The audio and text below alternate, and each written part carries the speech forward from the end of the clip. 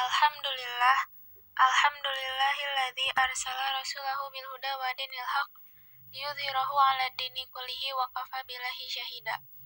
Asyhadu an la ilaha illallah wa asyhadu anna Muhammadan abduhu wa rasuluh alladzi la nabiyya ba'da amma ba'du.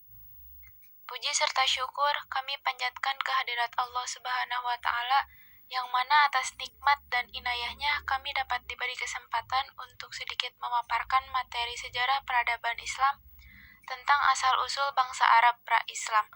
Dengan saya Hafsa Az-Zahra dan rekan saya Firda Rahma Firdaus dan Vita Rahmawati Putri. Kepercayaan masyarakat sebelum Islam. Pada awalnya, masyarakat Mekah adalah penganut agama Tauhid yang dibawa oleh Nabi Ibrahim alaihissalam. Kemudian dilanjutkan oleh putranya Nabi Ismail alaihissalam. Setelah Nabi Ismail wafat, masyarakat Mekah mulai pindah menyembah selain Allah. Proses perpindahan kepercayaan itu berawal dari Amir bin Lubai. Dia melihat penduduk kota Syam melakukan ibadah dengan menyembah berhala. Dia membawa berhala yang diberi nama Hubal dan diletakkan di Ka'bah. Berhala Hubal menjadi pemimpin berhala lainnya seperti Lata, Uzza, dan Manna. Di samping kepercayaan terhadap penyembahan berhala, ada kepercayaan lain yang berkembang di Mekah, yaitu menyembah malaikat. Sebagian masyarakat Arab menyembah dan menuhankan malaikat. Bahkan, sebagian beranggapan malaikat adalah putri Tuhan. Yang kedua ada menyembah jin, ruh, atau hantu. Sebagian masyarakat Arab menyembah jin, hantu, dan ruh leluhur mereka. Mereka mengadakan sesajian berupa kurban binatang sebagai bahan sajian, agar mereka terhindar dari bahaya dan bencana. Nah, bangsa Arab ini terbagi atas dua kelompok besar, yaitu Arab Baidah. Arab Baidah ialah bangsa Arab yang sudah tidak ada lagi. Di antaranya telah tercatat dalam agama Samawi dan syair-syair Arab seperti kaum Samud, Ad, Jadis, dan Tam. Rata-rata kehidupan peradaban mereka maju dalam bidang pertanian, peternakan, dan kerajinan. Hal ini dikarenakan letaknya yang strategis di antara jalur perniagaan internasional saat itu, maka banyak penduduknya menjadi saudagar ulung. Yang kedua ada Arab Bakiyah. Keturunan Bakiyah sampai saat ini masih ada. Mereka terbagi dalam dua kelompok. Di antaranya Arab Aribah, yaitu kelompok yang bernenek moyang bangsa Khotan di Yaman.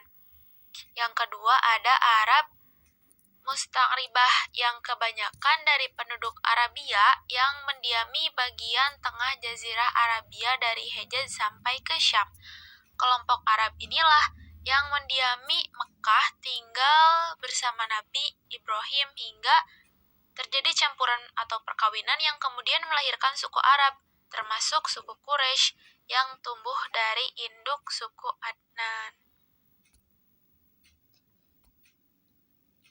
Ya, selanjutnya kita membahas tentang kondisi Arab pra-Islam dalam beberapa aspek. Yang pertama kita lihat dari aspek geografis. Jazirah Arab dikelilingi oleh 3 lautan, yaitu Lautan Merah di barat, Samudra Hindia di selatan, dan Taluk Persia di timur. Letak geopolitik ini sangat menguntungkan bagi kondisi sosial, ekonomi, dan politik bangsa Arab. Keadaan tanahnya yang sebagian besar terdiri dari padang pasir yang tandus, bukit, dan batu, terutama pada bagian tengah. Sehingga bagian tengah terbagi menjadi 3 wilayah. Yang pertama ada Sahara Langit atau disebut pula Sahara Nufud, di mana wilayah ini memanjang sepanjang 140 mil dari utara ke selatan dan 180 mil dari timur ke barat. Yang kedua yaitu Sahara Selatan. Sahara Selatan disebut juga dengan Ar-Ru'u Al-Khali, yang membentang dan menyambung Sahara Langit ke arah timur sampai selatan Persia. Dan yang ketiga ada Sahara Harat, di mana suatu daerah yang terdiri dari tanah liat dan berbatu hitam bagaikan terbakar.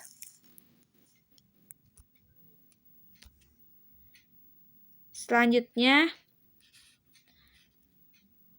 tentang kondisi sosial. Keadaan bangsa Arab yang hidup di daerah padang pasir yang tandus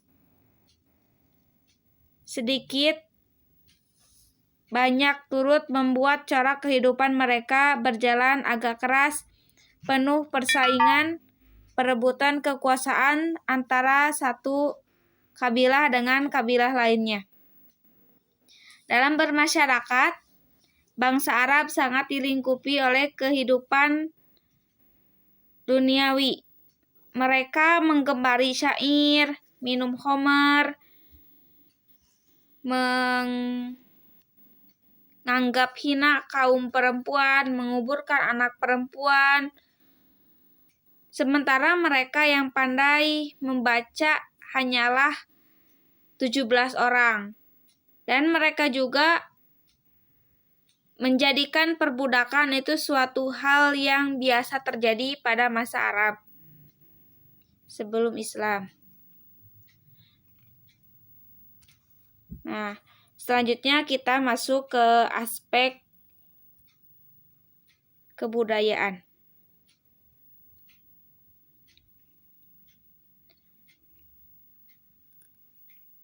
Dalam aspek kebudayaan, seni dan budaya orang-orang Arab sebelum Islam sangat maju. Bahasa mereka sangat indah dan kaya. Syair-syair berjumlah banyak di semua kalangan. Di kalangan mereka, seorang penyair dan ahli berpidato sangat dihormati. Setiap tahunnya, Pasar Ukaz diadakan deklamasi sajak yang sangat luas. Hal ini yang sangat penting bagi orang Arab jahiliyah. Nah, orang Arab jahiliyah itu bukan orang-orang yang bodoh, melainkan mereka itu cerdas. Kata jahiliyah ini yaitu mereka yang menentang kepada kebenaran terus melawan kebenaran walaupun sudah diketahui kebenarannya oleh mereka. Nah, selanjutnya kita masuk ke aspek ekonomi. Kondisi Jazirah Arab yang bergurun sangat cocok digunakan untuk berdagang sebagai penunjang kemapanan ekonomi orang-orang Quraisy. Orang-orang Quraisy berdagang sepanjang tahun di musim dingin, mereka berdagang di Yaman, dan apabila di musim panas, mereka berdagang ke Syam. Perdagangan ini sangat ramai pada bulan Zulqa'dah, Zulhijjah, dan Muharram.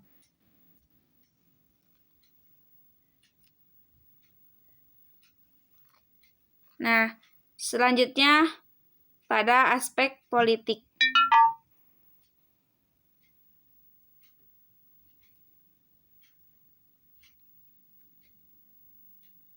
Bangsa Arab pada zaman jahiliyah tidak mempunyai bentuk pemerintahan yang terkenal besar. Mereka hanya memiliki kabilah-kabilah yang mana tugas pemimpin hanya mengurus hal-hal dalam keadaan perang dan damai. Perang sering terjadi antara kabilah dan suku berganti-ganti terjadi selama bulan-bulan yang lainnya. Dalam masa berlangsungnya Pasar Ukaz, peperangan terjadi karena hal-hal yang sepele.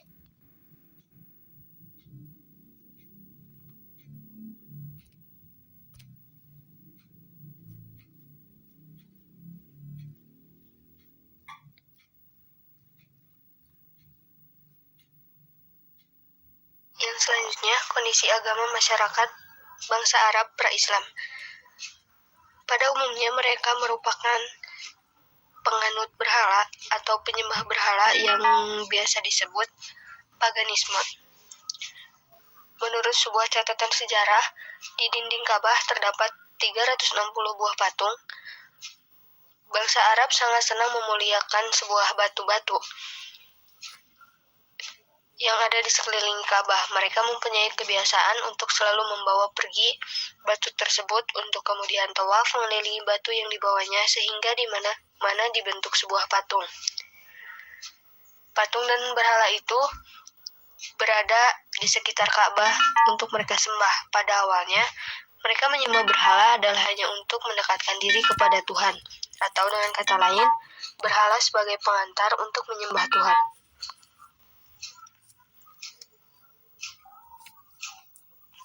Ada beberapa tradisi yang sering mereka lakukan untuk menyembah berhala. Yang pertama, mereka bisa mengelilingi berhala dan mendatanginya, berkomat kamit di hadapannya, meminta pertolongan tatkala mereka memiliki kesulitan. Lalu mereka menunaikan haji dan tawaf di sekeliling berhala, berunduk dan bersujud di hadapannya. Kadang mereka juga mengorbankan hewan sembelihan demi berhala dan menyebut namanya.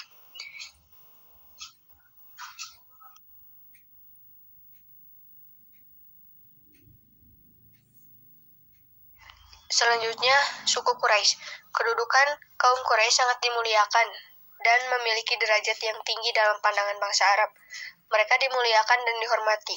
Adapun keluarga yang lebih dimuliakan dalam suku ini adalah Bani Abdi Manaf dan juga Bani Hashim.